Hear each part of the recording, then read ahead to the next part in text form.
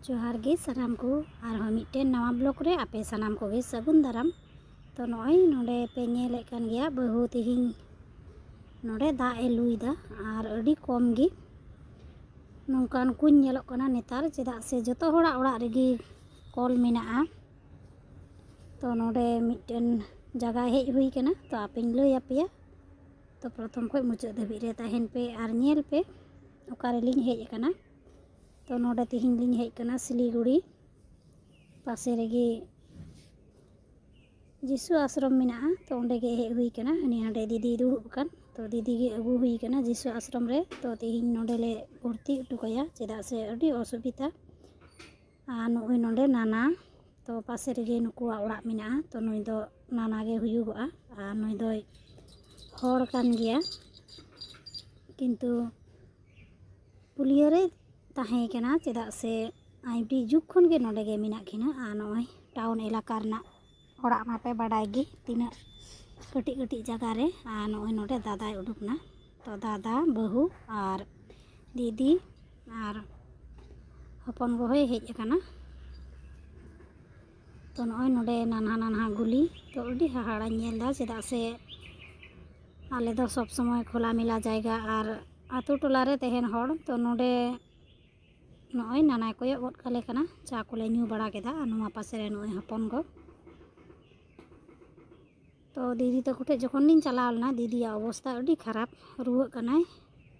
तो नोडे नोय जिसु आश्रम अगु हुई कना आ नोय लहा लहाते दादा आर बहु तायनम तायनम ते दीदी। तो ठीक ठाक ताड़ाम हो बाय ताड़ाम दाड़िया कना। तो किछु हड़मो रे असुविधा मेना खातिर तेगी नोडे जिसु आश्रम रे अगु हुई कना आ नोय नोडे पासे रे जेहेतु पेड़ा मेना को उनको ठेन गेले चला लेना आर ओड़ा खोज वीडियो करा संभव बांग हुई कना आर अड्डी जाके सितुंग कदा आ नाना नाना गुली। तो इन दोኝ लहायना आर दादा आर बहु दकिन लहाव कना।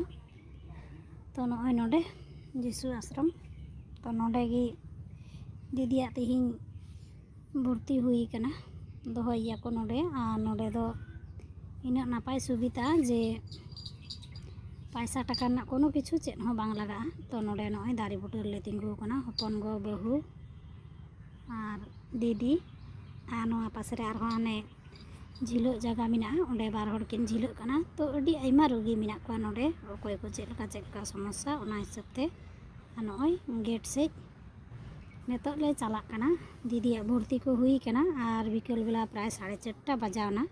तो हपन गदोय तेहेना उनी ठेन गी आर इन दो गेट से इन चला कना आर बिकल बेला कना जेहेतु। तो आर सितुंग हो प्रचुर अडी बड़ी इका कना